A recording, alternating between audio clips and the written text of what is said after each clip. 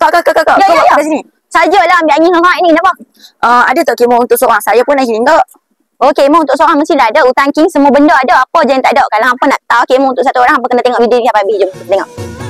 Dekat tangan Alien ni ada boot tank daripada Hutan King tau. Dan dia punya keluasan ialah 210 kali 95 kali 90 cm tau. So kalau akak abang yang mana yang tinggi 200 ke bawah, boleh je tidur dalam kita punya kemah ni dengan meluruskan kaki, tak perlu kepok-kepok dah kaki hampa. Jom kita tengok kemah tu macam mana. Kalau hampa beli dengan kita punya boot tank ni, memang akan didatangi sekali dengan dia punya storage bag.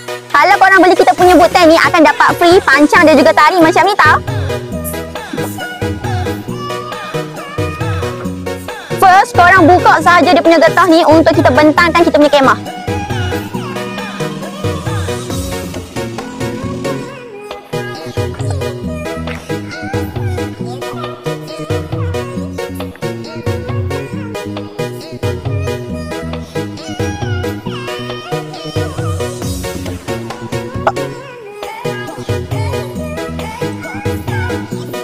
Okey akak abang, ini untuk bahagian dalam dia tau. Kalau akak abang tengok dekat bahagian dalam ni ada satu poket. So korang boleh simpan phone ke wallet nak letak tepi ni pun boleh, tak ada masalah.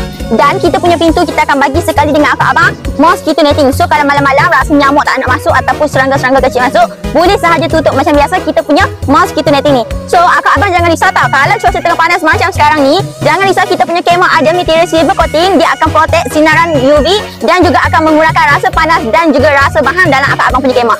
So kalau akak abang nak bawa pergi camping ke, nak bawa pergi hiking ke, ataupun nak bawa pergi piknik macam ada tengah buat sekarang ni pun boleh tau, tak ada masalah. So kalau korang berminat, terus sahaja gerak dekat bag aku dekat bawah sekarang. Bye bye.